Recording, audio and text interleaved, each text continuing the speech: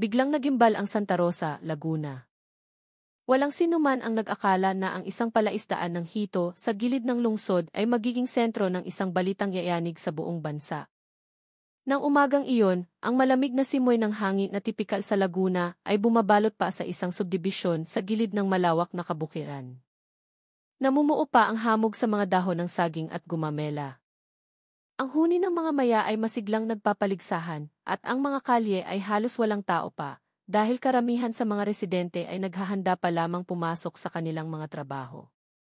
Ngunit ang katahimikang iyon ay biglang nabasag ng isang masangsang na amoy, na para bang tumutusok sa ilong, ang humalimuyak mula sa direksyon ng palaisdaan ng hito na pag-aari ng isang negosyanteng babae na kilala bilang si Aling Nena Rosales. Ang palaisdaang iyon ay matagal nang ipinagmamalaki ng lugar.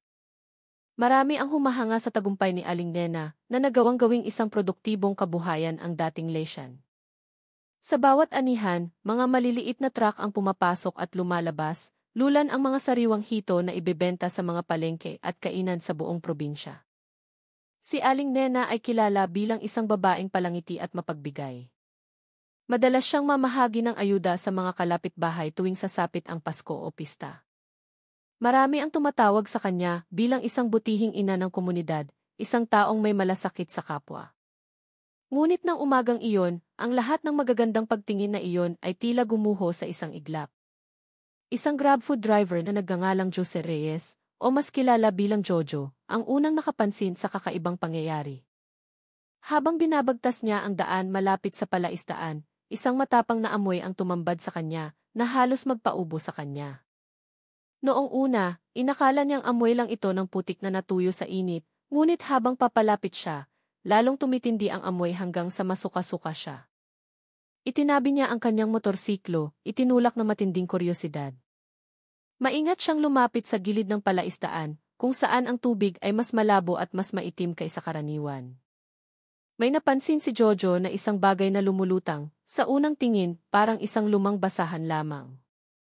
Pinigil niya ang kanyang hininga habang tinititigan ito. Kumabog ng malakas ang kanyang dibdib nang ang basahan ay dahan-dahang gumalaw, tinatangay ng mahinang agos mula sa water pump ng palaisdaan.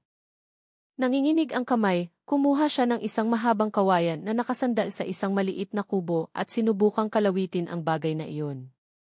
Nang mahilan niya ito papalapit sa pampang, ang buo niyang katawan ay nanigas sa takot. Hindi iyon isang basahan lamang, kundi isang damit panlalaki na nakasuot pa rin sa isang katawan ng tao. Ang katawan ay namamaga, ang balat ay kulay abo at maputla, at ang mukha ay halos hindi na makilala. Napaupo si Jojo sa lupa, hindi makahinga. Pagkatapos ay sumigaw siya ng buong lakas, "Tulong! May tao! Tulong!" Narinig ng mga kapitbahay ang kanyang sigaw at agad na nagtakbuhan. Sa loob lamang ng ilang minuto, 12 ng residente na ang nakatayo sa gilid ng palaisdaan. Lahat sila ay natigilan sa kanilang nasaksihan. Isang matandang lalaki ang napaupo sa sobrang panghihina. Isang babae naman ang nagtakip ng mukha gamit ang kanyang bestida habang umiiyak sa takot. Habang sinusubukan ng mga residente na hilahin ang katawan palabas ng tubig, natuklasan nilang mayroon pa palang iba. Isa-isang lumitaw ang mga bangkay ng lalaki mula sa malapot na putik. May ilan na nakagapos pa ang mga kamay at paa, may ilan na punit-punit ang damit, at mayroon ding mga buto na lamang ang natira. Lalong tumindi ang masangsang na amoy, dahilan upang ang ilan ay magsuka sa kinatatayuan nila. Ang eksena ay naging magulo. Ang mga sigaw ng takot ay humalo sa mga iyak at panaghoy. Mabilis na kumalat ang balita. Hindi nagtagal, ang daan patungo sa palaisdaan ay napuno ng mga taong gustong makiusyoso. Sinubukan ng ilan na harangan ang mga bata upang hindi makalapit. May ilan namang malakas na nagdarasal, humihingi ng proteksyon sa Diyos. Karamihan sa mga residente ay naniniwala na hindi ito isang ordinaryong krimen. May mga bumubulong na baka may kinalaman si Aling Nena sa mga ritual para yumaman. May nagsasabing baka ito ay mga tumbal o alay na tao para lumago ang kanyang negosyo. Ngunit mayroon ding nagtataka, dahil sa loob ng maraming taon, si Aling Nena ay kilala bilang isang taong relihiyosa at mapagkawanggawa. Si Konsehal Ricardo de Leon, isang miyembro ng konseho ng lungsod na nakatira hindi kalayuan sa lugar, ay dumating na nagmamadali. Sinubukan niyang pakalmahin ang mga natatakot na residente. Sa malakas na boses, sinabi niya, "Huwag po tayong gumawa ng anumang espekulasyon." Ngunit maging ang sarili niyang mukha ay maputla. Nanginginig ang kanyang mga mata habang pinapanood ang mga bangkay na inaahon mula sa palaisdaan. Ang amoy ng kamatayan ay dumikit sa hangin na nagpahirap sa lahat na mag-isip ng malinaw. Hindi nagtagal, narinig ang sirena ng mga pulis mula sa malayo. Huminto ang mga mobile patrol sa harap ng palaisdaan. Agad na ikinabit ang dilaw na police line sa paligid. Pinagbawalan ng mga opisyal ang mga tao na lumapit. Nagsimula na ring dumating ang mga mamamahayag, kinukunan ng kamera ang bawat anggulo at ang mga mukha ng mga nag-aalalang residente. Mabilis na kumalat ang malaking balita sa telebisyon at online media, 49 na bangkay ng lalaki, natagpuan sa isang palaisdaan ng Hito sa Santa Rosa, Laguna. Si Jojo, na hindi pa rin makabangon sa pagkabigla, ay nakaupo sa gilid ng daan. Nanginginig pa rin ang kanyang katawan. Ang imahe ng unang bangkay na kanyang hinila mula sa palaisdaan ay patuloy na sumasayaw sa kanyang isipan. Sinubukan siyang pakalmahin ng mga tao, ngunit ang tanging na ibubulong niya ay, hindi lang iyon isdang patay. Tao iyon. Ang kanyang boses ay parang isang dasal at isang malalim na takot. Nang araw na iyon, tuluyang nagbago ang Santa Rosa. Ang lungsod na kilala sa kabaitan ng mga tao at sa malamig na simoy ng hangin ay napuno ng takot. Mas maaga nang nagsasara ng pinto ang mga magulang. Ang mga kabataan ay pinagbawalan ng lumabas sa gabi. Ang palaisdaan ng Hito na dating simbolo ng kasipagan ay naging isang malawak na libingan. At ang pangalan ni Aling Nena, na dating hinahangaan, ay naging isang malaking tandang pananong. Sino nga ba talaga ang babaeng ito? Paanong sa likod ng kanyang mga ngiti ay nakatago ang isang nakakakilabot na lihim? Ang tanong na iyon ay nakabitin sa hangin, naghihintay ng sagot na magbubuka sa madilim na kabanata sa likod ng maunlad na lungsod ng Santa Rosa. Ang Santa Rosa ay laging may palakaibigang mukha. Tuwing umaga, sumisikat ang araw mula sa likod ng bundok makiling na may mainit na sinag na tumatama sa mga bubong ng bahay at sa mga kalsada. Ang sigaw ng mga naglalako ng taho ay sumasabay sa busina ng mga jeepney na nagsisimula ng bumiyahe. Sa isang bahagi ng lungsod, malapit sa malawak na kabukiran, ang buhay ay tila mabagal. Ang mga ina ay abala sa pagsasampay ng damit, ang mga bata ay naglalakad papuntang eskwela habang nagbibiruan, at ang mga ama ay papasok sa trabaho sakay ng kanilang mga simpleng motorsiklo.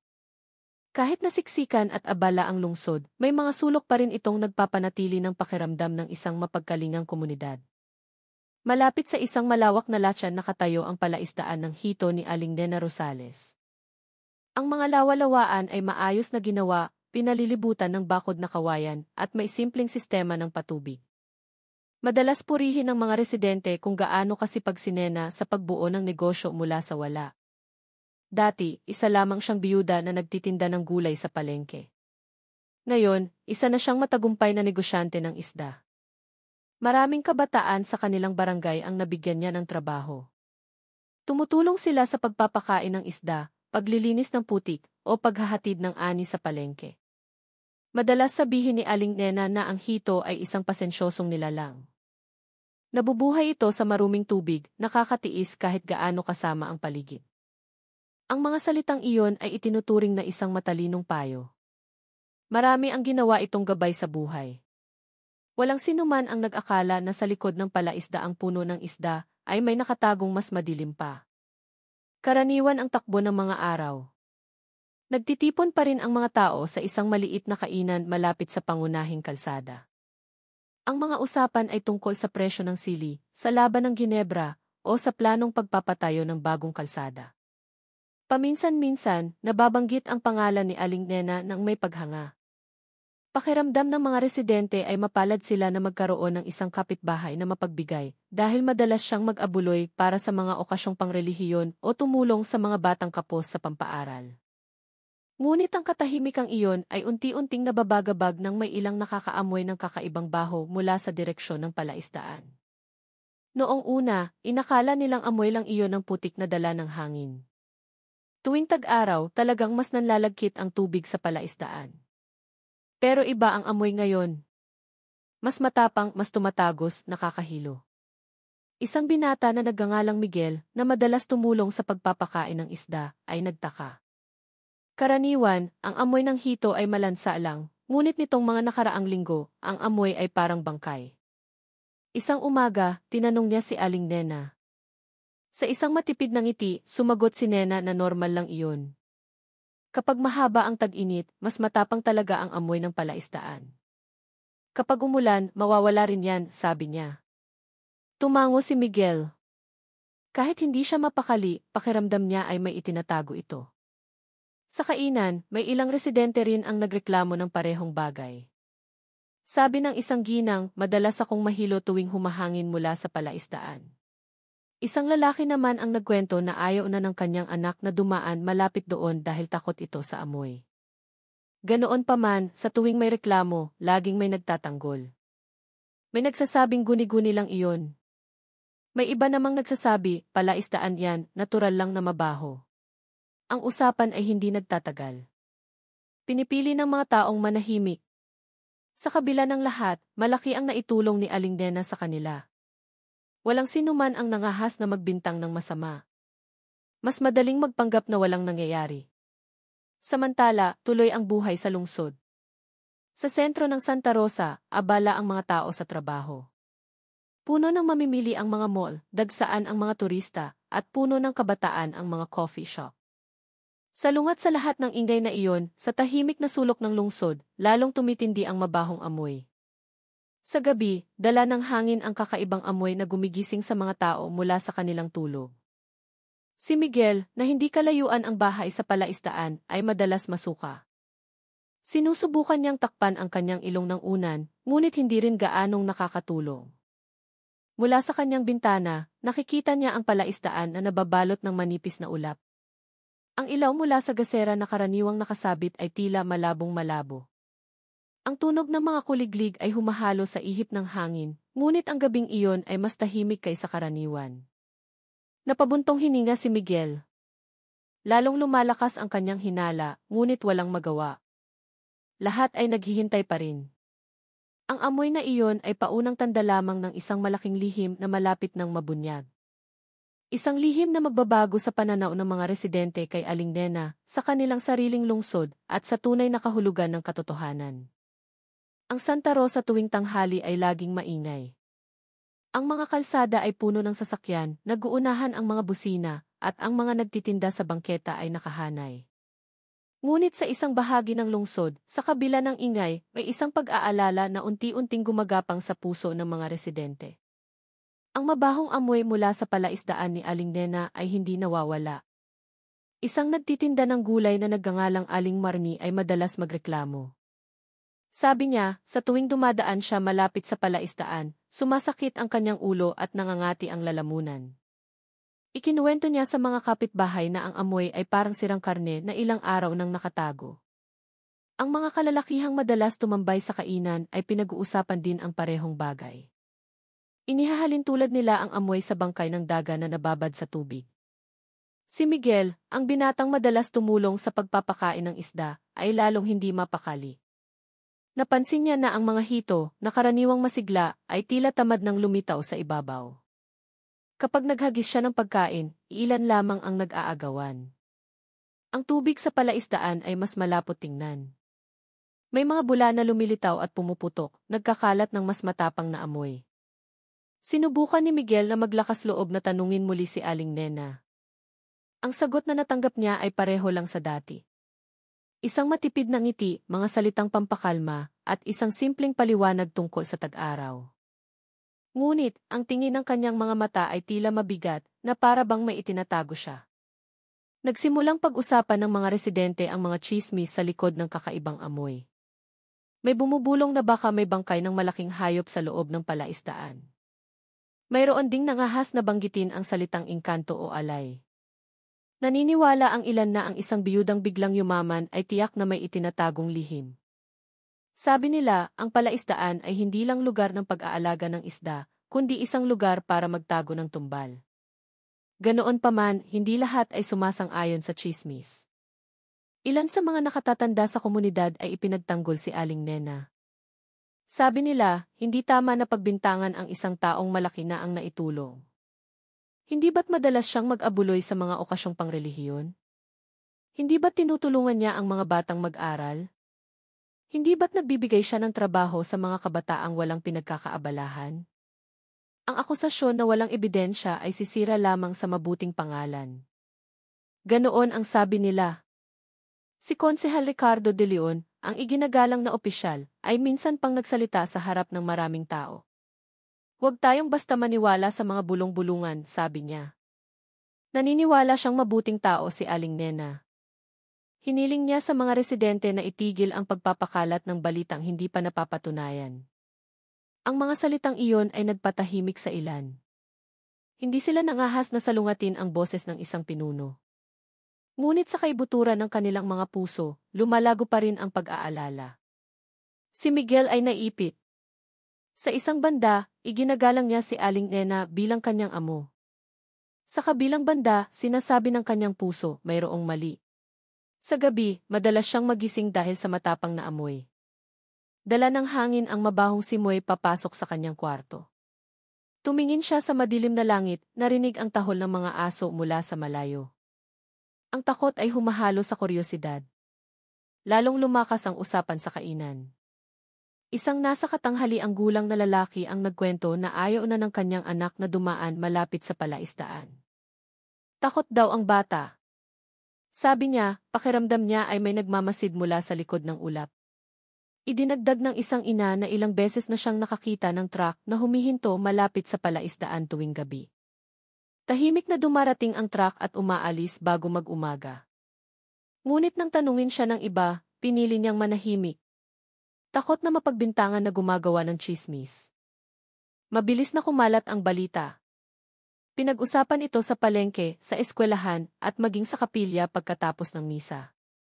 Ngunit sa tuwing umiinit ang usapan, laging may boses na nagpapakalma. Sabi nila, huwag tayong magmadaling humusga.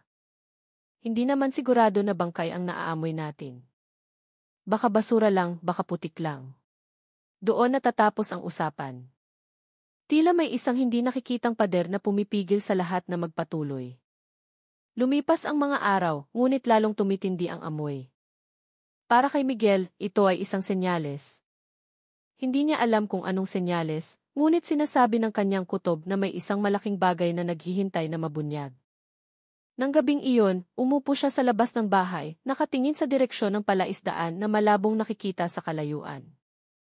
Dala ng hangin ang mabahong amoy na dumaan sa kanyang ilong. Sa kanyang puso, bumulong siya. Ano ba talaga ang itinatago sa loob ng malabong tubig na iyon? Nang gabing iyon, umambon sa Santa Rosa. Madulas ang mga kalsada sa kanilang lugar. Ang ilaw ng poste ay sumasalamin sa mga natipong tubig. Nakaupo si Miguel sa terasa ng kanilang bahay, sinusubukang pakalmahin ang kanyang sarili. Ngunit, ang mabahong amoy mula sa palaisdaan ay lalong tumitindi, tumatagos hanggang sa masuka-suka siya. Tinakpan niya ang kanyang ilong ng damit, ngunit naroon pa rin ang hindi magandang pakiramdam na gumagapang sa kanyang dibdib. Sa loob ng ilang linggo, pakiramdam niya ay nagbago ang kanyang buhay. Hindi na mahimbing ang kanyang tulog. Sa tuwing pipikit siya, tila nakikita niya ang isang itim na anino na lumulutang sa ibabaw ng malabong tubig. Minsan siyang pinayuhan ng kanyang ina na huwag mag-isip ng kung ano-ano. Sabi niya, huwag kang sasali sa mga tsismis. Ngunit alam ni Miguel na hindi niya maaaring baliwalain ang kanyang kutob. Mayroong itinatago sa loob ng palaisdaang iyon. Kinaumagahan, mas maaga siyang pumunta sa palaisdaan. Malamig pa ang hangin, may manipis na ulap na bumabalot sa palayan, at nag-uunahan sa pagtilaok ang mga manok. Sa kanyang kamay, may dala siyang isang sakong patuka. Mabigat ang kanyang mga hakbang, hindi dahil sa bigat ng dala, kundi dahil sa takot na patuloy na bumabagabag sa kanya. Pagdating niya sa gilid ng palaisdaan, tumigil siya sandali. Ang tubig, na karaniwang maalon dahil sa mga isdang nag-aagawan ng pagkain, ay kalmado ngayon, halos walang galaw. Nag-aalangan siyang naghagis ng isang dakot ng patuka. Iilang isda lamang ang lumitaw. Mabagal ang kanilang kilos, hindi tulad ng dati. Kumunot ang noo ni Miguel. Lalong hindi siya mapakali.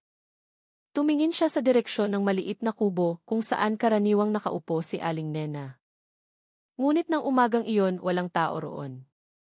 Ang pinto ng bahay na katabi ng palaisdaan ay mahigpit na nakasara. Umupo siya sa gilid ng palaisdaan, nakatingin sa ibabaw ng tubig na kulay tsokolete.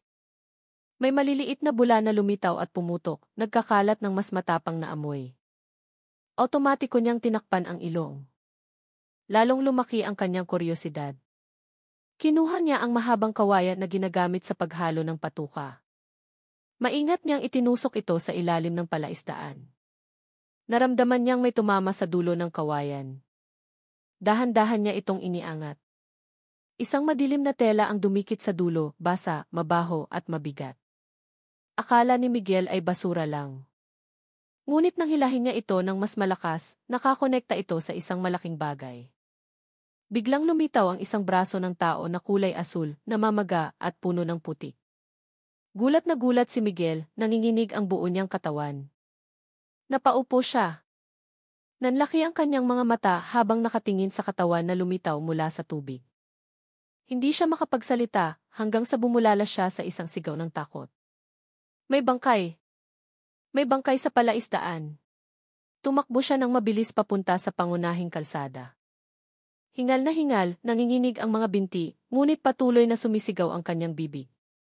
Ang mga residenteng nakarinig ay agad na nagsilabasan ng bahay. Sinundan nila si Miguel pabalik sa palaisdaan. Pagdating nila, sinubukan ng ilan na hilahin ang tela. Hirap nilang naiangat ang katawan ng isang lalaki. Mahirap makilala ang mukha, punit-punit ang damit at maputla at maberde ang balat. Sobrang tapang ng amoy na halos masuka ang ilan sa kanila. Isang ina ang sumigaw ng malakas. Isang matandang lalaki ang napaupo habang dinadabog ang dibdib. Naging magulo ang sitwasyon. Pinagbawalan ang mga bata na lumapit. Nagkumpol-kumpol ang mga residente. May umiiyak, may nagdarasal. May nagsabi, isa lang itong bangkay. Ngunit nang subukan nilang alisin ang tubig sa palaisdaan gamit ang isang simpleng bomba, isang mas nakakakilabot na katotohanan ang nabunyag. Sa ilalim ng palaisdaan, may mga anino ng iba pang katawan na nagpapatong-patong, kasama ng putik. Isang binata ang sumigaw sa takot. Diyos ko, hindi lang isa, marami. Lalong nagpanik ang mga residente. Nagsisiksikan sila para makita, ngunit takot ding lumapit. Nagsimulang kumalat ang mga usapan.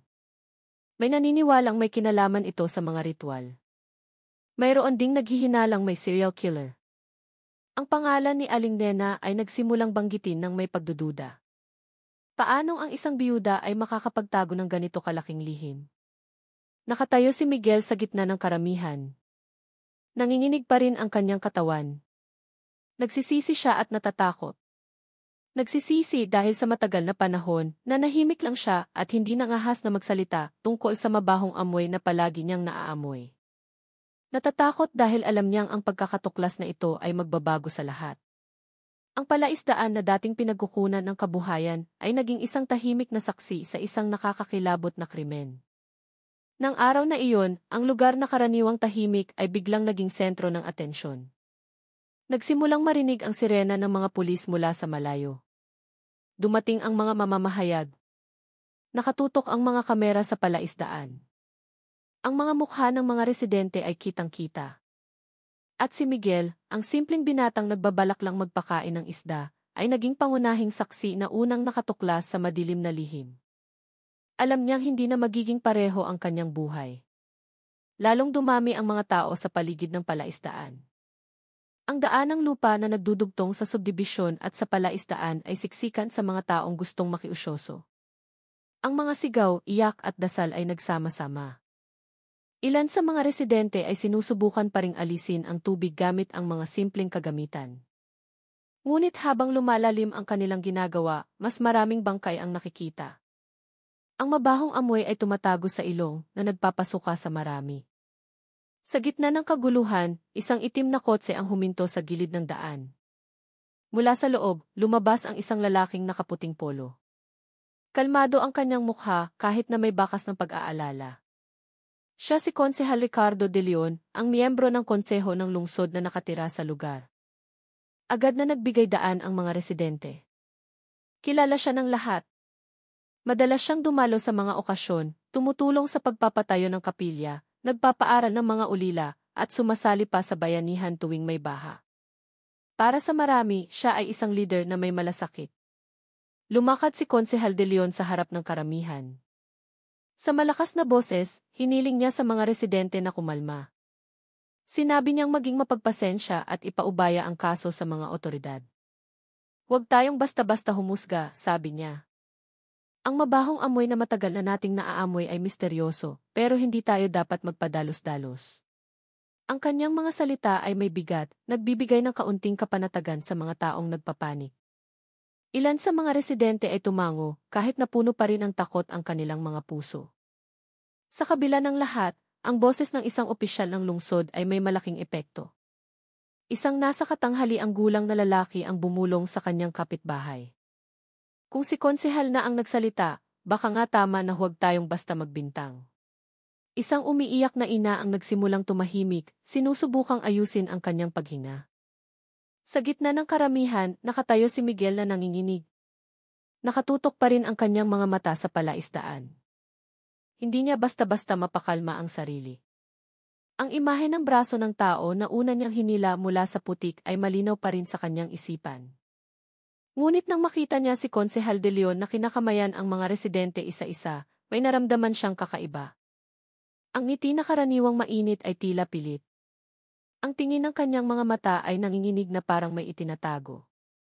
Sa wakas ay lumabas si Aling Nena mula sa kanyang bahay.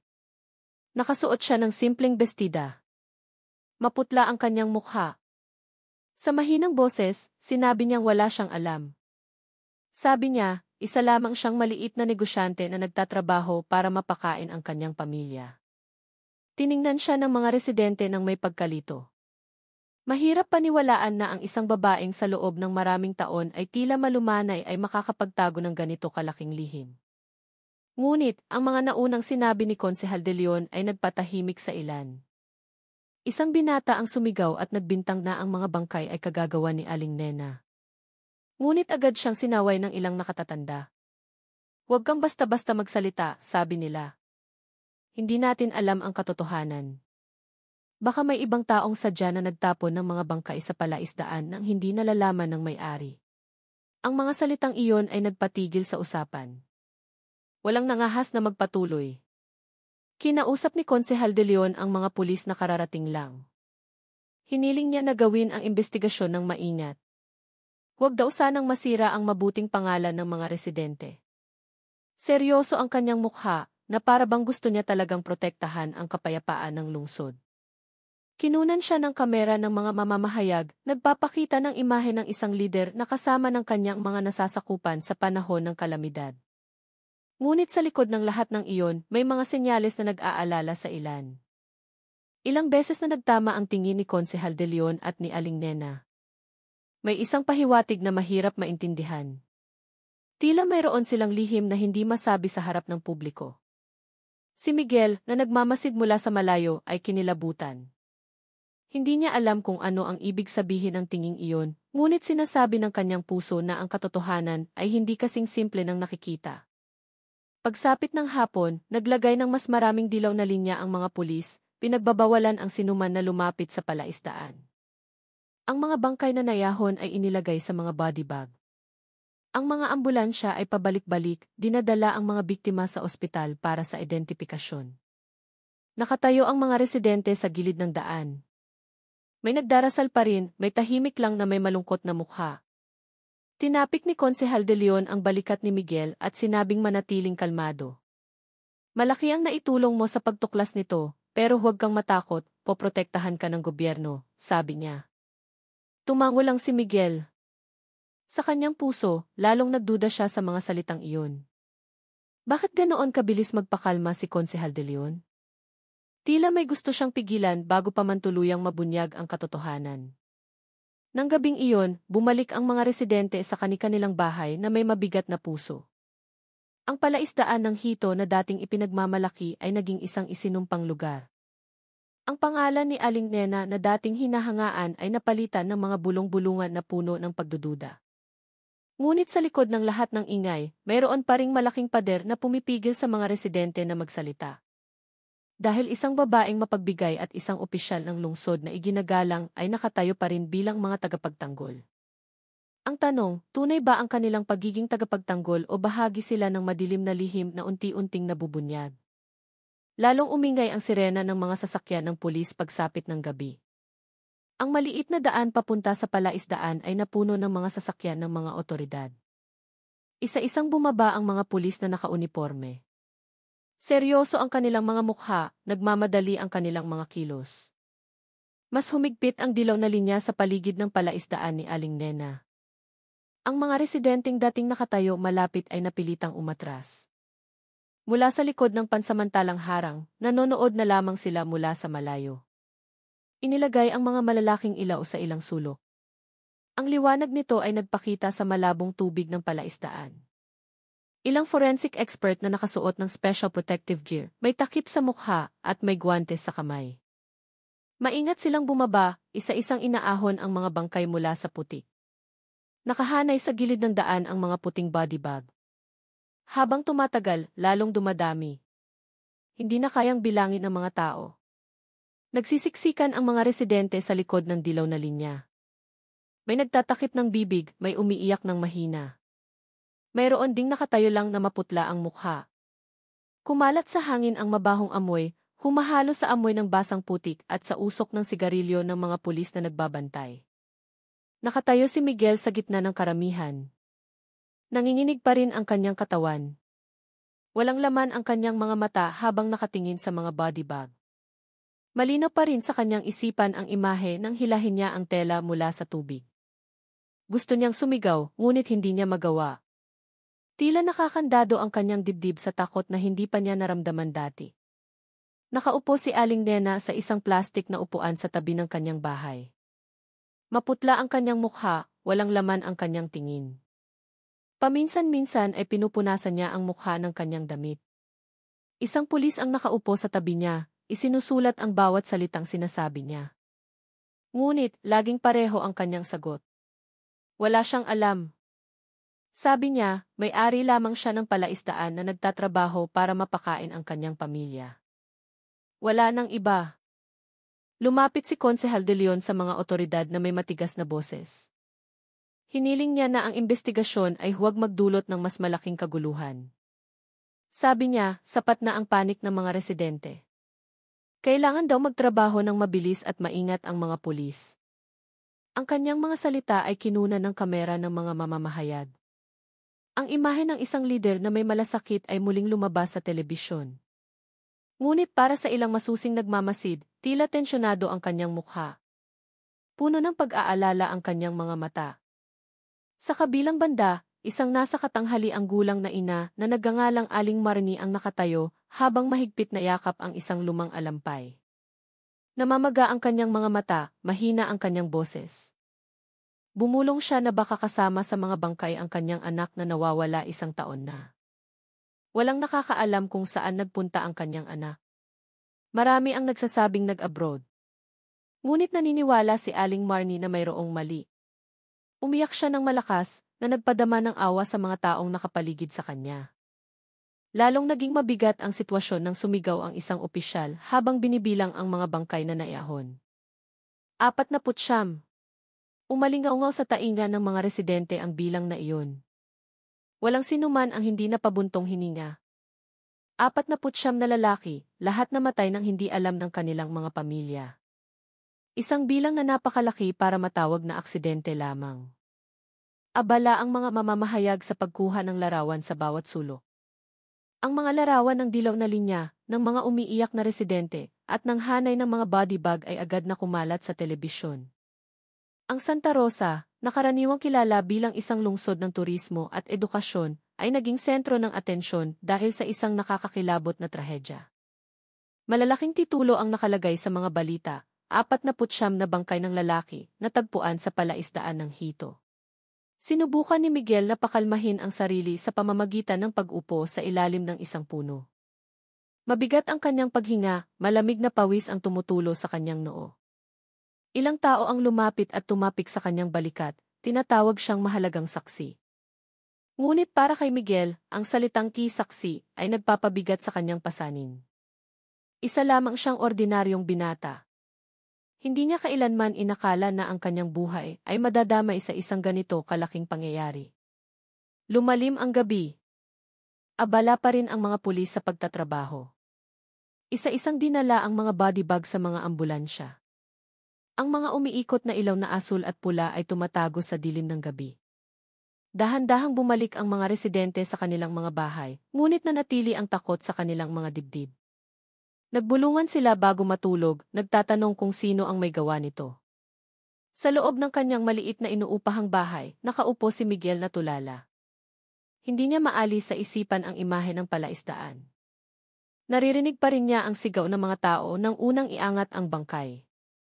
Sinasabi ng kanyang puso na simula pa lamang ito. Ang tunay na katotohanan ay nakalibing pa rin sa ilalim ng putik, naghihintay na mahukay. Kinaumagahan, kulay abo pa rin ang langit sa Santa Rosa. Ang ulan kagabi ay nag-iwan ng mga naipong tubig sa mga kalsada. Malagkit at mabigat ang hangin. Ngunit sa isang maliit na bulwagan sa kanilang barangay, abala ang lahat. Itinayo ang isang pansamantalang command post, may mga puting tolda sa gitna ng basketball court, at isang whiteboard na puno ng mga sulat. Ang mga pulis ng lungsod ay nakikipagtulungan sa mga otoridad mula sa rehiyon. Seryoso ang mukha ng lahat. Mula sa isang kulay abong sasakyan ng gobyerno, bumaba ang isang binatang nakauniporme. Nasa 30 taong gulang pa lamang siya, ngunit matalas ang kanyang mga mata at puno ng determinasyon. Siya si Inspektor Marco Pascual, isang batang investigador na direktang ipinadala mula sa Region Ivia. Kahit na bata pa, kahanga-hanga ang kanyang record. Kilala siyang masigasig, walang takot, at madalas na nakalulutas ng mga komplikadong kaso. Sinalubong ang kanyang pagdating ng mga tingin na puno ng pag-asa mula sa mga residente. Nagkumpol-kumpol ang mga tao sa paligid ng command post, nakatingin kay Marco na parabang siya ang makapagbibigay ng mga sagot. Sinalubong din siya ni Konsehal de Leon at kinamayan ng may mainit na ngiti. Sabi niya sa malakas na boses, "Maligayang pagdating, Inspektor Marco. Nag-aalala ang mga residente, naniniwala kami na ang pagdating mo ay magdadala ng kalinawan."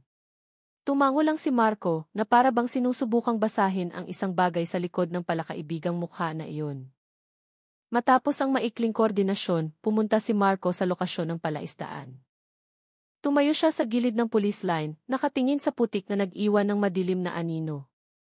Kahit na dinala na ang mga body bag kagabi, nananatili pa rin ang mabahong amoy. Huminga ng malalim si Marco. May bigat na dumadagan sa kanyang dibdib. Lumapit ang isang forensic officer, nagbigay ng ulat na may seryosong mukha. Mula sa paunang identifikasyon, ilan sa mga biktima ay tumutugma sa listahan ng mga nawawalang tao sa Santa Rosa at mga kalapit na lugar. Karamihan ay mga binatang lalaki, mga construction worker, mga obrero, o maliliit na negosyante, lahat na wala sa loob ng nakaraang 10 taon. Nakinig si Marco ng mabuti, naninikip ang kanyang puso. Ang ulat na iyon ay nagpaalala sa kanya ng isang bagay na matagal na niyang itinatago. Lumapit siya sa isa sa mga body bag na hindi pa nadadala sa ospital dahil naghihintay ng karagdagang identifikasyon. Hindi niya alam kung bakit, ngunit naramdaman niyang kailangan niya itong tingnan ng mas malapitan.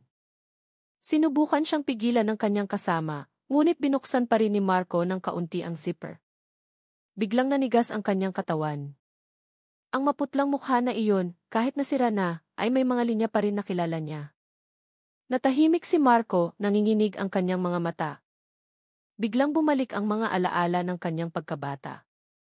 Ang mukha na iyon ay ang kanyang tiyuhin, isang tricycle driver na nagngangalang Tio Simeon na nawala noong siya ay nasa elementarya pa lamang. Sa loob ng maraming taon, nagtatanong ang kanyang pamilya kung saan siya nagpunta. May nagsasabing nag-abroad, may nagsasabing na aksidente. Walang nakakaalam. Ngayon, ang katawan na iyon ay nakahandusay sa harap niya. Isang mahinang salita ang lumabas sa kanyang bibig, halos isang bulong na nagmula sa kanyang dibdib. "Tio!" Nagtatakang tumingin ang kanyang mga kasamang pulis. Isa sa kanila ang nagtanong ng may pag-aalala, "Inspektor Marco, kilala mo ba ang biktima?" Huminga ng malalim si Marco, sinusubukang pigilan ang kanyang emosyon. "Hindi ko pa masisiguro," sagot niya ng dahan-dahan, pero kamukhang-kamukha niya ang tiyuhin ko na nawawala ilang taon na. Natahimik ang lahat. Nagkatinginan ang mga opisyal. Kitang-kita ang simpatsya sa kanilang mga mata. Walang sinuman ang nag-akala na ang investigador na ipinadala ay may personal na koneksyon sa kaso. Ngunit, mabilis na nakabawi si Marco. Isinara niya ang zipper ng body bag at tumayo ng tuwid. Nanginginig ang kanyang boses ngunit matatag. Ano man ang mangyari, mananatili akong propesyonal. Pero simula ngayon, ang kasong ito ay hindi na lang tungkulin, personal na rin ito para sa akin. Nang araw na iyon, mas masipag na nagtrabaho si Marco kaysa dati. Sinuri niya ang bawat lumang dokumento tungkol sa mga nawawalang tao sa Laguna. Ang mga ulat na dating binaliwala ay binasa niya ngayon ng may buong atensyon. Maraming pangalan ng mga biktima ang tumutugma sa mga bangkay mula sa palaisdaan. Karamihan ay mga simpleng lalaki na nawala ng walang bakas. Inakala ng mga pulis noon na tumakas sila, nag-abroad o naligaw. Ngunit, naniniwala si Marco na mayroong sadyang itinatago. Pagsapit ng gabi, nang magsimulang tumahimik ang barangay, mag-isang tumayo si Marco sa gilid ng palaisdaan. May manipis na buwan sa langit. Ang liwanag nito ay sumasalamin sa malabong tubig. Dala ng hangin ang mabahong amoy na nagpaluha sa kanya. Tiningnan niya ang putik na nagtatago pa ng maraming misteryo at bumulong ng mahina. Tiyo, ipinapangako ko, hahanapin ko kung sino ang may gawa nito. Sisiguraduhin kong magbabayad sila. Hindi niya alam na ang sumpang iyon ay magdadala sa kanya sa isang mas malaking network kaysa sa inaakala niya. Isang network na kinabibilangan ng mga maimpluwensyang tao, marahil kahit ang mga taong araw-araw niyang kinakausap. Sa mga sumunod na araw, ang buong komunidad ay binalot ng kaba. Mas pinipili ng mga residente na manatili sa bahay pagsapit ng gabi. Ang maliliit na eskinita ay mas tahimik kaysa dati. Pinagbawalan ang mga bata na maglaro ng malayo, habang ang mga magulang ay laging nag-aalala sa tuwing may naririnig na tunog ng sasakyang hindi pamilyar. Sa command post, nakaupo si Marco Pascual sa isang simpleng mesang kahoy. Seryoso ang kanyang mukha habang nakatingin sa mga nakatambak na papeles. Binuksan niya muli ang mga ulat ng mga nawawalang tao mula sa nakalipas na 10 taon. Isa-isa niyang minarkahan ng pulang panulat ang mga pangalan ng biktima. Habang tumatagal siya sa pagbabasa, mas nagiging malinaw ang pattern. Halos lahat ng biktima ay mga simpleng lalaki, mga construction worker, obrero, tricycle driver, at maging mga naglalako. Lahat sila ay nawala sa loob ng isang partikular na lugar na hindi kalayuan sa kanilang barangay. Tumayo si Marco at idinikit ang isang malaking mapa ng Laguna sa dingding. Gumuhit siya ng mga linya mula sa isang punto, patungo sa isa pa, ayon sa huling lokasyon kung saan nakita ang mga biktima. Dahan-dahang nabuo ang isang pulang network na tila nagpapakita ng sentro ng isang bilog. At sa gitna ng bilog na iyon, ang palaisdaan ni Aling Nena ay tila ang huling hantungan ng isang madilim na paglalakbay. Isa sa kanyang mga kasamang investigador ay tumingin sa mapa na may kunot sa noo. Lahat ng biktima ay huling nakita sa terminal, sa perya, o sa mga tahimik na eskinita. Masyadong maayos ang pattern para maging aksidente, komento niya. Tumango si Marco, naniningkit ang mga mata. Pakiramdam niya ay sinusundan niya ang isang landas na sadya na iniwan. Tila may isang nakatagong kamay na matagal nang kumokontrol sa lahat ng ito. Si Miguel, ang binatang unang nakatuklas sa mga bangkay, ay madalas pumunta sa command post. Kahit na may trauma pa, gusto niyang malaman ang progreso ng investigasyon. Nang gabing iyon, naglakas loob siyang magsalita. Sabi niya, ilang beses bago lumitaw ang mabahong amoy, nakakita siya ng malaking truck na tahimik na pumapasok sa direksyon ng palaisdaan. Hindi kailanman nakikita ang truck sa umaga, laging dumarating sa hating gabi. Mabilis na lumingon si Marco. Kilala mo ba kung sino ang driver o may-ari ng truck? Tanong niya. Umiling si Miguel, ngunit naalala niyang minsan nakita niya ang driver na kausap ang isang taong madalas kasama ni Konsehal De Leon sa mga opisyal na okasyon. Ang impormasyong iyon ay nagpakaba kay Marco. Ang pangalan ni Konsehal De Leon ay mula pa lang sa simula ay kakaiba na sa kanyang pandinig. Isang taong iginagalang, laging palakaibigan, laging present sa mga usapin ng barangay. Ngunit bakit muling lumabas ang kanyang pangalan sa isang maliit na impormasyon tulad nito? Alam ni Marco na bilang isang investigador, hindi siya dapat magmadaling humusga, ngunit sinasabi ng kanyang kutob na may isang malaking lihim na itinatago. Nang hapong iyon, umulan muli. Malamig ang command post. Hinahampas ng hangin ang plastik na kortina sa gilid ng tolda. Nakaupo si Marco na tulala habang nakatingin sa mapa. Hawak niya ang larawan ng kanyang tiyuhin na kumpirmado ng isa sa mga biktima. Halos tumulo ang kanyang luha, ngunit pinigilan niya. Bumulong siya sa kanyang sarili na hindi siya dapat matakot. Kailangang mabunyag ang katotohanan kahit gaano kalaki ang panganib. Samantala, nabubuhay pa rin sa takot ang mga residente. Ang usapan sa mga kainan ay hindi na magaan. Pinag-uusapan ng mga tao kung sino ang maaaring maging susunod na biktima. May natatakot na baka mawala ang kanilang asawa o anak na lalaki kung lalabas sa gabi. Mayroon ding naniniwala na may malalaking tao na sangkot sa kaso. Dahil imposible na mawala ang ganito karaming biktima ng hindi nalalaman. Ngunit sa tuwing nababanggit ang mga malalaking pangalan, biglang humihinto ang usapan. Tila may isang hindi nakikitang pader na pumipigil sa kanilang katapangan. Nagsulat si Marco sa kanyang maliit na kwaderno. Ang pattern ng mga biktima ay malinaw na tumuturo sa kanilang lugar. May isang misteryosong truck na madalas tahimik na pumapasok. May posibilidad na sangkot ang isang maimpluwensyang tao na sa labas ay tila malinis. Lahat ng iyon ay pinagdugtong niya. Ngunit alam niya na habang mas malalim ang kanyang hinuhukay, mas malaki ang panganib na nag-aabang. Nang gabing iyon, muli siyang tumayo sa gilid ng palaisdaan. Bumaba na ang tubig dahil karamihan sa putik ay inalis para sa investigasyon. Nananatili pa rin ang mabahong amoy. May kalahating buwan sa langit. Ang liwanag nito ay sumasalamin sa ibabaw ng tubig. Matagal na tiningnan ni Marco ang direksyon ng palaisdaan at kinuyom ang kanyang kamao. Ipinangako niya sa kanyang sarili. Ano man ang mangyari, hindi siya aatras. Ang katotohanan ay hindi dapat malunod kasama ng 49 na bangkay sa ilalim ng palaisdaan. Mabilis na dumilim sa Santa Rosa. Matapos ang ulan ng hapon, basa pa rin ang mga kalsada. Ang ilaw ng poste ay kumikinang sa aspalto. Sa command post, nakaupo si Marco na may suot na itim na jacket. Hindi siya nakauniporme ng gabing iyon, dala lamang ang kanyang maliit na baril at kwaderno. Hindi siya mapakali, sinasabi ng kanyang kutob, may mangyayari ngayong gabi. Bandang 11:00, isang tunog ng mabigat na makina ang narinig mula sa malayo. Agad na pinatay ni Marco ang ilaw sa maliit na command post na ginagamit niyang taguan.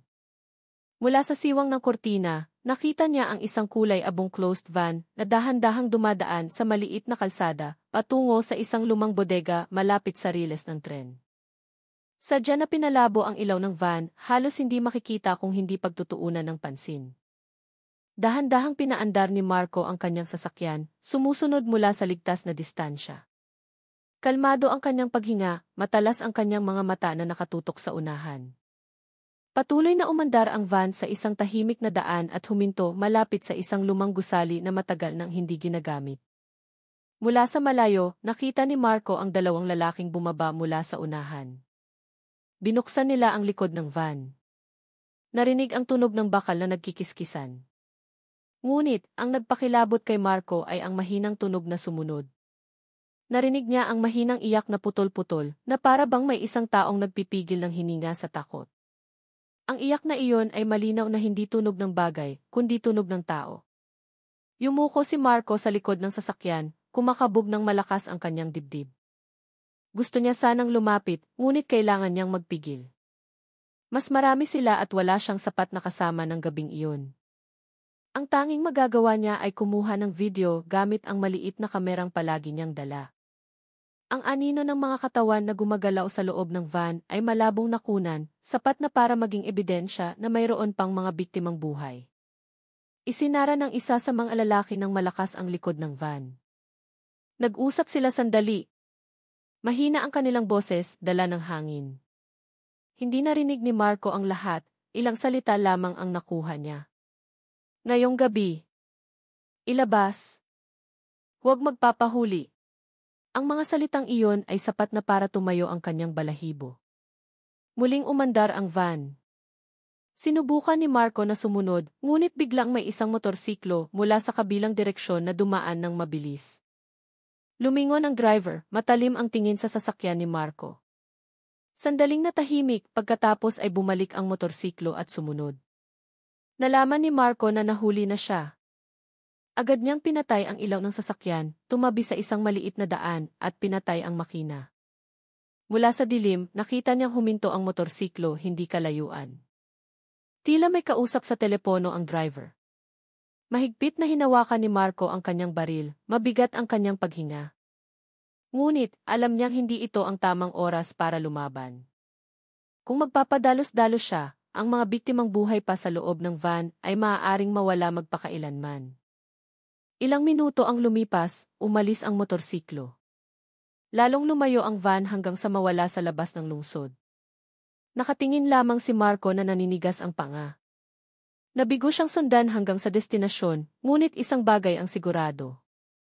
Aktibo pa rin ang network at hindi pa lahat ng biktima ay patay. Kinaumagahan, bumalik siya sa command post na pagod ang mukha. Naghihintay si Miguel na may pag-aalala. Ikinuwento ni Marco ang ilan sa kanyang nakita.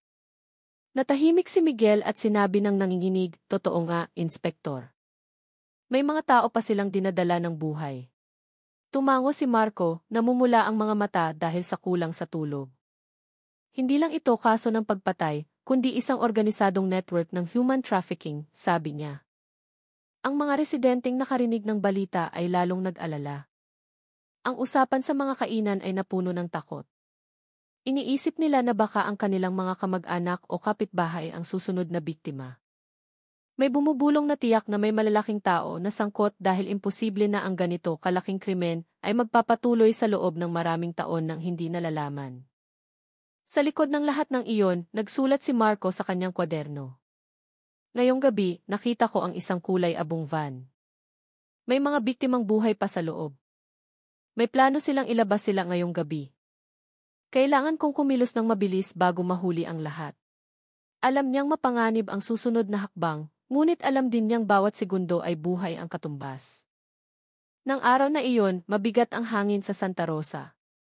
Ang araw ay natatakpan ng kulay abong ulap, dala ng hangin ang amoy ng basang lupa na hindi pa nawawala matapos ang ulan kagabi. Sa command post, nakaupo si Marco sa isang mahabang mesa na puno ng mga dokumento. Sa harap niya ay isang ulat mula sa intelligence unit tungkol sa mga transaksyon sa bangko na kararating lang. Ang ulat na iyon ay nagpabilis sa tibok ng kanyang puso. Nakatala roon ang malalaking halaga ng pera na pumapasok sa mga account ng ilang opisyal ng lungsod, kasama na si Konsehal Ricardo de Leon. Regular na pumapasok ang pera tuwing 3 buwan. Hindi normal ang halaga para sa sahod ng isang opisyal. Mas kahina-hinala pa, ang nagpadala ng pera ay nakapangalan sa isang negosyanteng nagngangalang Don Alejandro Vargas. Hindi ba niyaga kay Marco ang pangalang iyon? Si Vargas ay kilala bilang isang malaking negosyante na matagal nang iniugnay sa mga ilegal na aktibidad sa Laguna, mula sa sugalan hanggang sa mga negosyong logistik na puno ng pagdududa. Isinara ni Marco ang ulat na nanginginig ang kamay. Lahat ng piraso ng palaisipan ay nagsisimulang bumuo ng isang malinaw na larawan. Ang misteryosong van na nagdadala ng mga biktima, ang lumang bodega na ginagamit na transit, at ngayon, ang daloy ng pera sa account ng isang opisyal. Lahat ng sinulid ay tumuturo sa iisang pangalan, Konsehal de Leon. Ngunit bilang isang investigador, alam ni Marco na hindi siya dapat magpadalos-dalos. Ang ebidensya sa bangko ay hindi sapat para pabagsakin ang isang opisyal na iginagalang ng marami. Kailangan niya ng pag-amin, ng saksi, o ng direktang ebidensya na mag-ugnay kay De Leon sa network ni Vargas. Nang tanghaling iyon, nagpasya si Marco na puntahan si De Leon sa kanyang opisina. Ang opisina ay nasa isang malaking gusali malapit sa sentro ng lungsod. Puno ng mga larawan ng mga gawaing panlipunan ang dingding, mula sa pamamahagi ng ayuda hanggang sa pagtulong sa pagpapatayo ng mga simbahan. Sa labas, perpekto ang imahe ni De Leon bilang isang lider na may malasakit. Pagpasok ni Marco, sinalubong siya ni De Leon ng may malawak na ngiti. Inspektor Marco, alam kong mabigat ang iyong tungkulin. Baka ang isang maliit na usapan ay makapagbigay ng kaunting ginhawa, sabi niya. Umupo si Marco at tinanggap ang isang tasa ng mainit na tsaa, ngunit hindi mapakali ang kanyang isipan. Tiningnan niya ang paligid, naghahanap ng anumang kakaiba. At tama nga, sa mesa ni De Leon, nakita niya ang isang bukas na agenda. Sa isa sa mga pahina, nakasulat ang pangalang T. Vargas, na may malalaking numero. Saglit lang, ngunit sapat na para kumabog ang dibdib ni Marco. Agad niyang itinago ang kanyang pagkagulat, nagpanggap na kalmado. Sinubukan niyang magtanong. Maraming residente ang pumupuri sa inyo bilang isang mabuting leader, mapagbigay at laging may malasakit. Pero hindi ba kayo nag-aalala na madamay ang inyong pangalan sa kaso ng palaisdaan? Tumawa ng bahagya si De Leon na nanatiling palakaibigan. Siyempre nag-aalala ako, pero naniniwala akong lalabas ang katotohanan. Wala akong kinalaman sa mga ganyang bagay. Tumango si Marco kahit na puno ng pagdududa ang kanyang puso. Ang mga salita ni De Leon ay matamis, ngunit matalim ang kanyang mga mata, na para bang sinusubok ang katapangan ni Marco. Pinigilan niya ang sarili na ipakita ang ebidensyang dala niya. Alam niyang ang laban na ito ay hindi lang tungkol sa katarungan, kundi tungkol din sa pasensya. Nang gabing iyon, isinulat ni Marco ang lahat sa kanyang kwaderno. Ang misteryosong van ay konektado kay Vargas. Si Vargas ay nagpapadala ng malaking pera sa account ni De Leon. Sa agenda sa mesa ni De Leon, nakasulat ang pangalan ni Vargas. Lahat ay nagiging mas malinaw, ngunit lahat ay nagiging mas mapanganib. Samantala, sa mga kainan, lalong dumami ang nag-uusap tungkol sa kaso. May nangahas na banggitin ang pangalan ni Konsehal De Leon nang may pagdududa, ngunit agad na pinatahimik ng iba. Sa kabila ng lahat, malaki ang naitulong ni De Leon sa mga residente. Para sa ilan, imposible na ang isang taong napakabait ay maging utak ng isang nakakakilabot na trahedya. Ngunit para kay Marco, habang mas perpekto ang isang tao, mas malaki ang posibilidad na may itinatagong madilim na panig. Nang gabing iyon, muli siyang hindi makatulog. Ang imahe ng mukha ng kanyang tiyuhin ay patuloy na bumabagabag sa kanya. Ang mahinang iyak mula sa loob ng van ay naririnig pa rin niya. At sa tuwing lumalabas ang pangalan ni De Leon, lalong umiinit ang kanyang puso. Alam niyang wala na siyang maraming oras. Kung hindi siya kikilos agad, maaaring mawala na lang basta ang iba pang mga biktima. Tumingin si Marco sa labas ng bintana ng kanyang inuupahang bahay. Muling umulan, tumutulo sa bubong, nagdadala ng mahinang tunog na nagpapalamig sa gabi. Sa kanyang puso, bumulong siya, De Leon, alam kong hindi ka ordinaryong tao sa kasong ito. At ipinapangako kong bubulgarin ko ang lahat kahit buhay ko pa ang kapalit. Mula nang makipagkita kay Konsehal De Leon, lalong hindi mapakali si Marco. Bawat hakbang niya ay tila minamanmanan. Bawat salita ay maaaring maging isang patibong. Ang mga gabi sa Santa Rosa na karaniwang maingay ay para sa kanya na ngayong isang tahimik na pasilyo na puno ng panganib. 2 araw matapos niyang makita ang misteryosong van, nagsimulang maging totoo ang mga banta. Una, nakita niyang flat ang gulong ng kanyang sasakyan, may malalim na hiwa. Noong una, inakala niyang aksidente lang, baka dahil sa pako sa daan. Ngunit sinasabi ng kanyang kutob na hindi, masyadong malinis at malalim ang hiwa, na para bang sinadya. Kinagabihan, pag-uwi niya sa kanyang simpleng inuupahang bahay, isang kulay kape na sobre ang nakalagay sa harap ng pinto. Nanginginig ang kanyang kamay habang binubuksan ito. Sa loob, isang piraso lang ng papel na may magaspang na sulat, tumigil ili o Jan's bangkay then, susunod magiging laman ng palaisdaan. Mahigpit na hinawakan ni Marco ang papel. Hindi siya humihinga dahil sa takot, kundi dahil sa galit. Malinaw ang banta, hindi ito biro. Alam niyang nagsisimula ng magpanik ang kanyang kalaban. Ngunit, hindi doon natapos ang banta. Isang gabi, habang tinatahak niya ang isang tahimik na daan patungo sa palayan para suriin ang ulat ng mga residente tungkol sa isang kahina-hinalang ingay, biglang umugong ang tunog ng motorsiklo. Isang maliwanag na ilaw ang tumama mula sa likod, mabilis na papalapit. 2 lalaking nakaitim na helmet ang lumapit. Isa sa kanila ang iwinasiwas ang isang itak patungo kay Marco. Sa bilis ng reflexes, ibinaba niya ang kanyang motorsiklo patungo sa pilapil. Dumulas ang gulong, halos tumilapon siya, ngunit nagawa niyang gumulong para makaiwas. Nagdugo ang kanyang tuhod, ngunit sinubukan niyang bumangon. Bumalik ang dalawang lalaki, handa nang umatake muli, ngunit narinig ang sirena ng isang patrol car mula sa malayo. Agad silang tumakas, iniwan si Marco na hingal na hingal. Nanginginig ang kanyang katawan. Tiningnan niya ang madilim na daan na may gigil. Nagsisimula na silang gumalaw, bulong niya. Ibig sabihin, malapit na ako sa katotohanan. Kinaumagahan, maputla ang mukha ni Marco pagdating sa command post. Nagulat si Miguel nang makita ang sugat sa kanyang braso. Inspektor, sinubukan ka ba nilang patayin? Tanong niya nang may panik. Tumango lang si Marco. Tinapik niya ang balikat ni Miguel at sinabi ng matigas, makinig kang mabuti. Simula ngayon, huwag kang maglalakad mag-isa sa gabi. Kung may lumapit na hindi mo kilala, tawagan mo ako agad. Maaari nilang targetin ang sinumang malapit sa atin. Napalunok si Miguel, ngunit may tapang sa kanyang mga mata. Opo, Inspector. Hindi ako aatras. Kasama na ako sa problemang ito. Samantala, may bagong ulat mula sa intelligence unit. Natuklasan ng team ang isang malaking transaksyon sa pagitan ng mga account ni De Leon at Vargas. Nangyari ang transaksyon ilang araw lamang bago matagpuan ang mga bangkay. Nakasaad sa opisyal na record na ang pera ay para sa pagpapatayo ng mga pasilidad ng lungsod, ngunit masyadong malaki ang halaga at hindi kailanman lumitaw sa ulat ng budget. Matagal na tiningnan ni Marco ang ulat. Mas nagiging malinaw na magkasama silang dalawa sa isang madilim na network ng human trafficking. Mas nagiging malinaw din na hindi sila mananahimik habang hinuhukay niya ang kanilang mga lihim.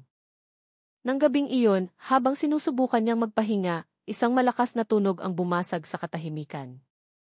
Nabasag ang salamin ng bintana dahil sa isang malaking bato. Agad na tumakbo si Marco palabas, ngunit isang anino lamang ang nakita niyang tumatakbo palayo sa dilim. May nakatali na papel sa bato. Binuksan niya ito na nanginginig ang kamay. Maikli ang nakasulat, hindi magagalaw Leon. Hawak niya Benz buong lungsod. Matagal na tiningnan ni Marco ang mensahe. Napuno ng galit ang kanyang dibdib.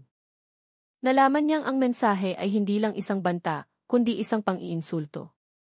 Malaki nga ang impluwensya ni De Leon. Maraming residente pa rin ang nagtatanggol sa kanya, nakikita lamang ang mabuting panig na ipinapakita niya. Ngunit alam din ni Marco na habang mas sinusubukan nilang takutin siya, mas lumalapit siya sa katotohanan. Umupo siya sa maliit na mesa at tiningnan ang larawan ng kanyang tiyuhin. Nanginginig ang kanyang kamay, bumulong siya ng mahina. Sinubukan na nila akong takutin pero hindi ako aatras. Kahit buhay ko pa, hindi mahalaga, basta mabunyag ang katotohanan ito. Sa labas, malakas ang ulan. Ang tunog ng kulog ay paminsan-minsang bumabasag sa langit. Ang mga aso ay tumatahol ng mahaba na parabang nagbibigay ng senyales na mas malapit na ang panganib. Ipinikit ni Marco ang kanyang mga mata sandali at muling iminulat na may mas matinding determinasyon. Alam niyang simula ng gabing iyon, ang kanyang laban ay hindi na lang isang investigasyon. Ang laban ay naging isang digmaan laban sa mga anino na yumayakap sa lungsod ng Santa Rosa. Nang umagang iyon, kakaiba ang hangin sa Santa Rosa. Matapos ang gabing puno ng banta, sumikat ang araw mula sa likod ng kulay abong ulap. Ang liwanag nito ay tumatago sa mga basang dahon sa labas ng command post. Katatapos lang ni Marco sa kanyang ulat nang marinig ang mabilis na mga hakbang mula sa labas. Bumukas ang pinto at isang lalaking nakaitim na leather jacket ang pumasok, ipinapakita ang kanyang pulisgi. Ako si Kapitan David Alcaraz mula sa AK National Headquarters, sabi niya nang may matigas na boses. Inutusan akong suportahan ang investigasyong ito. Ang impormasyong nahanap mo tungkol kay De Leon at Vargas ay nakarating na sa Camp Crame. Tiningnan siya ni Marco ng ilang segundo. May ginhawa, ngunit may pag-iingat din. Sa wakas, kumilos na ang Crame, bulong niya. Tumango si David, matalas ang mga mata. Pero hindi lahat ay sang-ayon. May mga tumututol marahil dahil sa pera ni Vargas. Kaya mas mabigat ang ating tungkulin. Hindi lang magbunyag ng ebidensya, kundi siguraduhin na hindi ito mawawala sa daan. Kinamayan siya ni Marco ng mahigpit. Nabawasan ng kaunti ang kanyang pasanin. Kahit alam niyang may banta pa rin, inilagay ni David ang isang malaking bag sa mesa, inilabas ang ilang kagamitan mula sa maliliit na kamera hanggang sa mga advanced na voice recorder. Simula ngayon, hindi na tayo gagalaw ng mag-isa. Naglakas loob na silang umatake. Ibig sabihin, malapit na tayo, sabi niya. Sa sandaling iyon, pumasok si Miguel na may panik sa mukha. Hingal na hingal, basa ng pawis ang kanyang damit. Inspektor Marco, nakita ko ulit ang kulay abong van, pero may iba ngayon. Huminto ang driver sa isang abandonadong bahay malapit sa palayan at pumasok sandali. Hinala ko, may itinatago sila roon. Nagkatinginan si Marco at David. Walang maraming salita, agad silang naghanda kasama si Miguel. Pumunta sila sa abandonadong bahay ng maingat. Ang lumang gusali ay tahimik, may butas ang bubong, at puno ng lumot ang dingding. Sa labas, mukhang ordinaryo, ngunit nang mabuksan ang pinto, isang amoy na pinaghalong luma at mas matapang ang sumalubong sa kanila. Ang amoy ng gamot na pampatulog ay tumatago sa ilong. Sa loob, natagpuan nila ang isang madilim na silid na mailumang banig.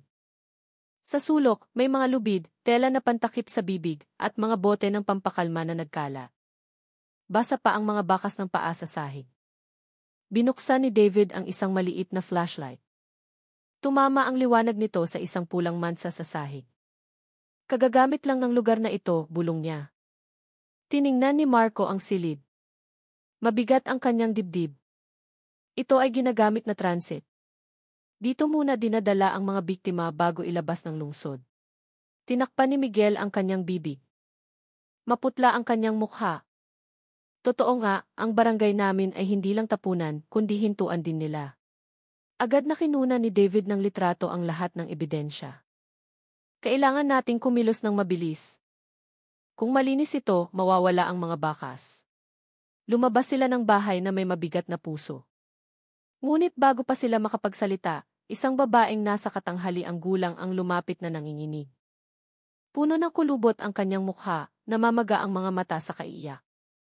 Sir, tulungan ninyo ako, hanapin ninyo ang anak kong si Rini, sabi niya. Nawawala siya 2 linggo na. Sabi ng iba, tumakas siya, pero alam kong hindi totoo. Tiningnan ni Marco ang babae ng malumanay. May nakita po ba kayo bago mawala si Rini? Tumango ang babae. Huling gabi na nakita ko siya, sinundo siya ng isang itim na kotse. Hindi ko kilala kung sino ang nasa loob, pero pamilyar ang boses na nagsalita. Kamukhang-kamukha ng boses ni Konsehal De Leon. Natahimik sila. Natigilan si Miguel. Naramdaman ni Marco na kumukulo ang kanyang dugo. Muling lumabas ang pangalan ni De Leon.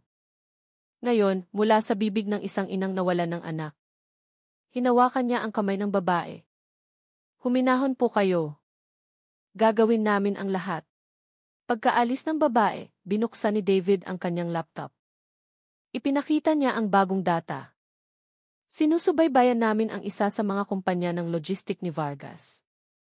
May mga tala ng pagpapadala na may kakaibang code, hindi makatuwiran kung ordinaryong bagay lang.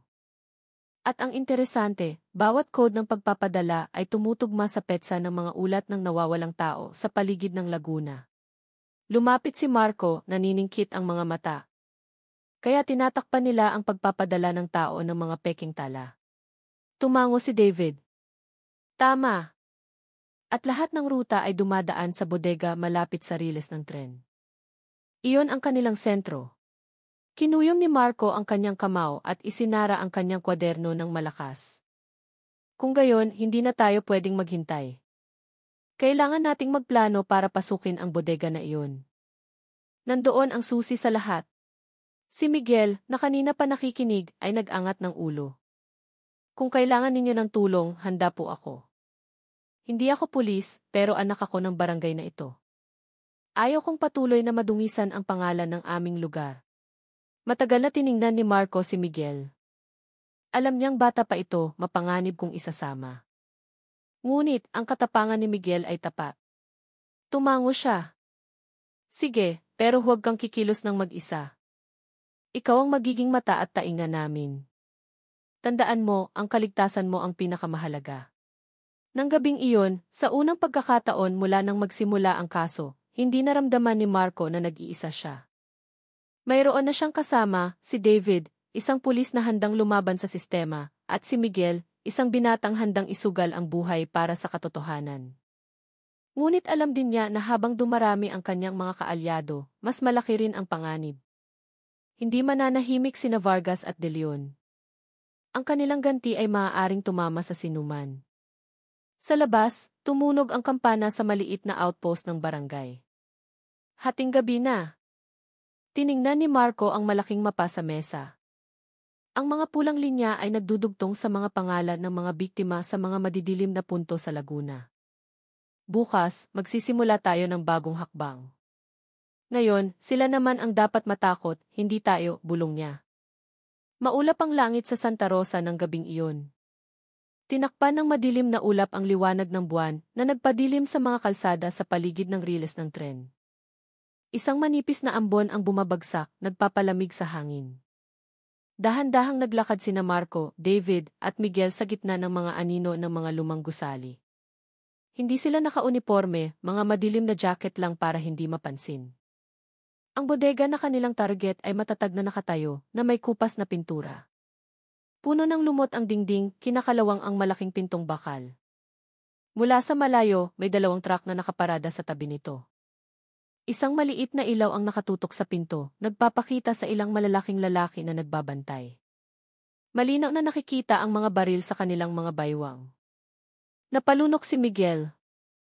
Maputla ang kanyang mukha. Baliw ito. 3 lang tayo laban sa mga armadong tao, bulong niya. Tinapik siya ni Marco. Hindi tayo lalaban, Miguel. Ngayong gabi, kukuha lang tayo ng ebidensya. Kumuha ng litrato, mag-record, isulat lahat. Bukas, mapipilitan tayong kumilos ng malakihan ang mga tapat na pulis. Sumang-ayon si David. Inilabas niya ang isang maliit na kamera mula sa kanyang jacket. Simulan na natin. Naghiwalay silang 3. Umakyat si Miguel sa isang malaking puno malapit sa bakod para magmasid mula sa itaas. Gumapang sina Marco at David papalapit sa kaliwang bahagi ng bodega, naghahanap ng siwang sa mga lumang tabla. Mula roon, maaari silang sumilip sa loob. Ang kanilang nakita ay nagpasikip sa dibdib ni Marco.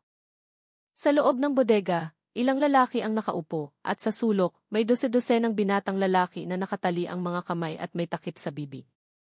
Maputla ang kanilang mga mukha, may umiiyak ng mahina.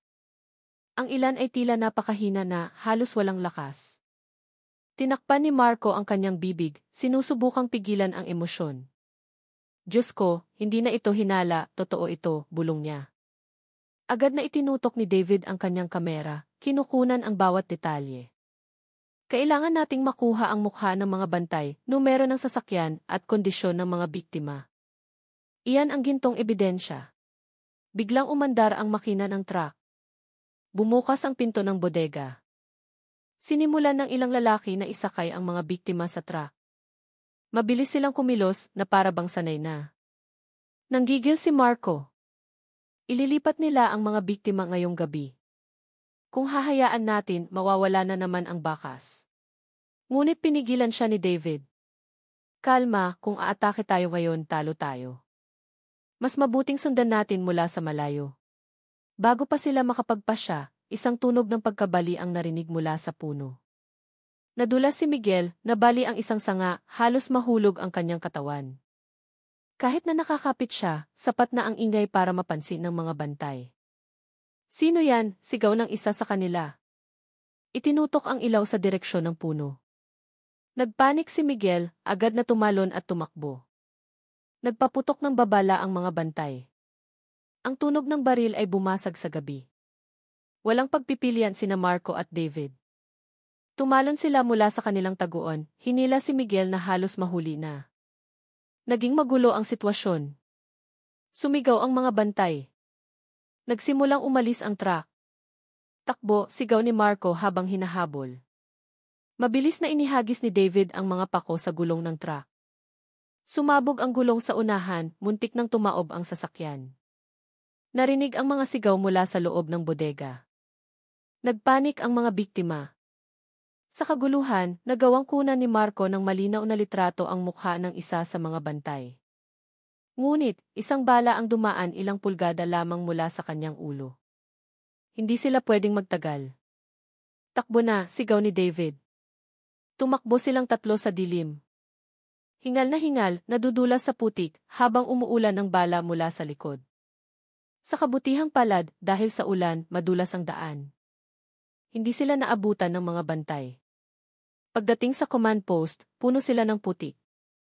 Nanginginig pa rin si Miguel, ngunit may kislap sa kanyang mga mata. Nakita ko ng malinaw, Inspektor. Isa sa kanila ay hindi tagalabas. Taga rito rin, si Mang Kiko. Ang kanang kamay ni De Leon. Kasama siyang nagbabantay sa bodega.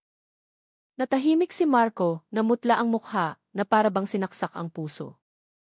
Tumingin si David ng matalim. Totoo nga, hindi lang alam ni De Leon, kundi nagpapadala pa siya ng sarili niyang mga tao. Ipinikit ni Marco ang kanyang mga mata sandali at muling iminulat na may matinding determinasyon. Kung gayon, wala na tayong atrasan. Bukas ng umaga, lahat ng ebidensyang ito ay kailangang dalhin sa crime. Hindi na makakapagtago sina De Leon at Vargas sa likod ng mga anino. Ngunit alam din niya na ang susunod na hakbang ay mas mapanganib. Dahil sa oras na direktang atakihin nila ang interes ni De Leon, ang ganti na darating ay hindi na lang isang banta. Ang ganti na iyon ay maaaring magsakripisyo ng sinumang malapit sa kanya. Mabigat ang umaga sa Santa Rosa. Kulay abo ang langit, ang malagkit na hangin ay tila sumasabay sa bigat na dinadala ng maraming tao. Sa maliit na command post, nakatayo si Marco sa harap ng bintana, nakatingin sa basang daan. Alam niyang malakas na ang ebidensyang hawak nila, ngunit alam din niyang hindi mananahimik sina De Leon at Vargas. Nang tanghaling iyon, nagsimulang dumating ang ilang residente sa command post. Puno ng pag-aalala ang kanilang mga mukha. May nawalan ng anak, may nawalan ng kapatid. Dumating sila hindi lang para magtanong, kundi para ipahayag ang kanilang kahandaan. Tiningnan sila ni Marco isa-isa. Alam niyang may takot pa rin, ngunit lumalago na ang galit na pumapalit dito. Pagsapit ng gabi, isang malakas na pagsabog ang narinig mula sa direksyon ng barangay hall. Isang malaking siga ang nagliliyab, nagpapaliwanag sa isang grupo ng mga armadong lalaki. Sa gitna nila, nakatayo si Mang Kiko, ang kanang kamay ni De Leon. Marco, David, lumabas kayo. Kung matapang kayong kalabanin si De Leon, ngayon din namin kayo tatapusin sa harap ng mga residente, sigaw niya. Nakakatakot ang sitwasyon. Ilang residente ang nagtago sa likod ng mga bahay. Ngunit ang iba ay nagsimulang magtipon sa tabi ni Marco, may dalang mga kawayan, kahoy at sulo. Narinig ang maliliit na sigaw, senyales na nagsisimula ng lumakas ang kanilang loob. Lumakad si Marco.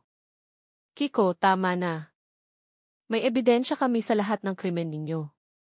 Ang palaisdaan, ang bodega, ang mga inosenteng biktima, hindi ninyo na maitatago pa.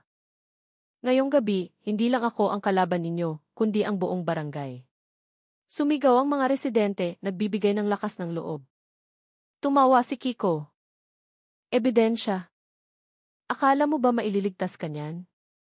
Bago pa makarating sa crime yan, nakalibing na ang ulo mo sa lupang ito. Biglang sumugod ang ilang tauhan ni Kiko. Nag-atrasan ang mga residente, ngunit itinaas ni Marco ang kanyang kamay. Bumulong si David, kung magkaputukan, protektahan ang mga residente. Ako ang aagaw ng atensyon nila. Tumango si Marco. Nagsimula ang gulo. Nagliparan ang mga bato, humahampas ang mga kahoy, at bumasag sa gabi ang tunog ng mga putok. Naging isang larangan ng digmaan ang barangay. Nagharap sina Marco at Kiko. Hinampas ni Kiko ang isang mahabang bakal, ngunit sinalag ito ni Marco gamit ang isang matigas na kahoy. Bawat hampas ay muntik nang tumama sa ulo. Si Miguel, kahit bata pa, ay tumulong sa mga nasugatang residente. Huwag kayong matakot, marami tayo, sigaw niya.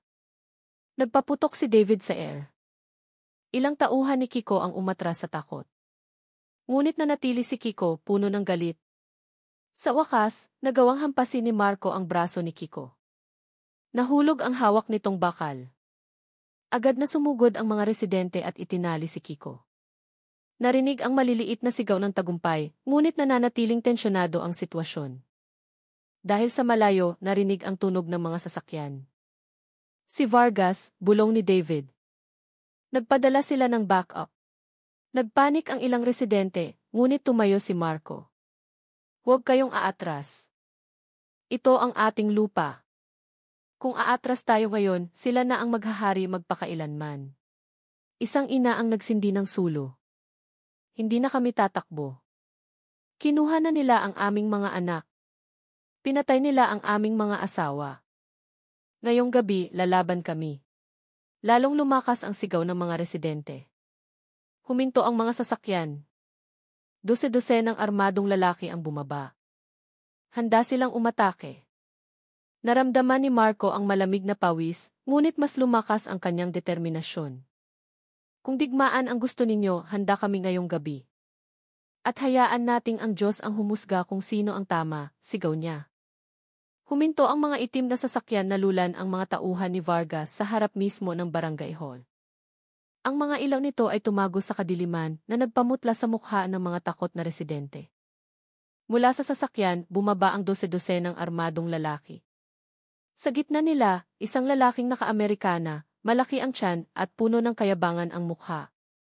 Si Don Alejandro Vargas. Umisi siya at pumalakpak. Magaling kayo, naglakas loob kayong gumawa ng ganito kalaking gulo. Pero nakalimutan ninyo, may pera ako, at sa bansang ito, nabibili ng pera ang lahat, pati na ang buhay ninyo. Lumakad si Marco. Hindi habang buhay matatakpan ng pera ang dugo na iyong pinadana. May ebidensya kami. Ang bodega mo, ang mga truck mo, ang mga tauhan mo, lahat nakunan. Tumawa si Vargas. Ebidensya. Kung gusto ko, mawawala yan sa isang iglap. Kasama ko si De Leon. Ang konsehal ninyo ay hindi isang puppet, kundi isang partner. Nang mabanggit ang pangalan ni De Leon, nag-ingay ang mga residente. Lumingon sila kay De Leon na biglang lumitaw, nagpapanggap na nagulat. Huwag kayong maniwala sa kanila. Ako ang konsehal ninyo. Lagi akong tumutulong sa inyo. Natahimik ang lahat. Ngunit biglang nagsalita ang isang babae. Si Aling Ratna. Kung gayon, bakit nawala ang anak ko matapos siyang huling makasama ng mga tauhan mo, konsehal? Bakit sa tuwing nagtatanong kami, pinapatahimik mo lang kami? Sunod-sunod na nagsalita ang iba. Lahat ng dating bulong-bulungan ay naging malakas na sigaw. Nagsimulang mawalan ng otoridad si De Leon. Namutla ang kanyang mukha. Sa sandaling iyon, itinaas ni David ang kanyang cellphone. Pinatugtog niya ang recording mula sa bodega. Malinaw ang boses ni Kiko, inutusan na ni De Leon. Ngayong gabi ililipat ang mga biktima. Ayaw nang maghintay ni Vargas. Ang recording na iyon ang bumasag sa lahat. Natahimik ang mga residente at sumigaw sa galit. Umatras si De Leon takot. Lumakad si Marco. Malinaw na ang lahat. Hindi ka tagapagtanggol. Ikaw ang utak ng lahat ng pagdurusa. Sinubukang tumakas ni De Leon, ngunit pinalibutan siya ng mga residente. Nag-utos si Vargas sa kanyang mga tauhan na umatake. Nagsimula ang putukan. Muling nagkagulo. Nagtago sina Marco at David, gumanti ng putok. Si Miguel, kahit takot, ay tumulong sa mga nasugatan. Lumaki ang apoy, nagpapaliwanag sa mga mukha sa gabing iyon. Sa gitna ng kaguluhan, narinig ang sirena mula sa malayo. Dose-dose ng pulis ang dumating. Pinalibutan ng special forces ang lugar. Lahat ng may armas, ibaba ang inyong mga armas ngayon din, sigaw mula sa megaphone. Nang makita ang sitwasyon, sumuko ang ilang tauhan ni Vargas. Sinubukang tumakas ni Vargas, ngunit hinarang siya ni Marco. Tapos na ang paghahari mo. Akala mo nanalo ka na? Kayang-kaya akong ilabas ng pera ko sa kulungan, sabi ni Vargas. Tiningnan siya ni Marco. Hindi ngayon. Dahil bukod sa ebidensya ng krimen mo, alam ko rin kung sino ang pinakamahalagang biktima para sa akin. Itinaas niya ang larawan ng kanyang tiyuhin. Isa siya sa kanila. At sisiguraduhin kong magbabayad ka. Agad na pinusasan si Vargas. Si De Leon naman ay hinila ng mga residente sa gitna. Puno ng pasa ang mukha, ngunit patuloy na sumisigaw. Ngunit wala nang naniniwala. Kinaumagahan, ang Santa Rosa ay puno pa rin ng usok. Ngunit sa unang pagkakataon, may pag-asa. Pinanood ng mga residente habang isinasakay sina De Leon at Vargas sa sasakyan ng pulis. Sumigaw sila sa tagumpay. Hindi dahil tapos na ang digmaan, kundi dahil sa wakas, tinalo ng katapangan ang takot. Tiningnan ni Miguel si Marco. Inspektor, nagtagumpay tayo. Malaya na ang ating bayan. Tinapik siya ni Marco. Hindi lang ito tagumpay natin, Miguel. Ito ay tagumpay ng mga residenteng naglakas loob na lumaban. Kinamayan ni David si Marco. Hindi mo lang nilutas ang isang kaso, Marco. Iniligtas mo rin ang hinaharap. Tumingin si Marco sa langit. Hawak pa rin niya ang larawan ng kanyang tiyuhin. Tumulo ang kanyang luha, ngunit ngayon ay hindi dahil sa lungkot. Tiyo, bulong niya. Hindi na sayang ang iyong pagkawala. Nahanap ko na ang katotohanan. Nang araw na iyon, sa likod ng mga abo at guho, isinilang ang isang bagong paniniwala na kayang talunin ng katapatan ang pagkukunwari, ng katapangan ang takot, at ang katotohanan, gaano man katagal ilibing, ay babangon sa huli. Tiningnan ni Marco ang mga residenteng nakatayo ng tuwid at sinabi, huwag nating hayaang muling maghari ang takot. Gawin nating pamana sa ating mga anak ang katapangan ng gabing ito. Tumahimik ang mga residente at sabay-sabay na tumango. Alam nilang mahaba pa ang daan.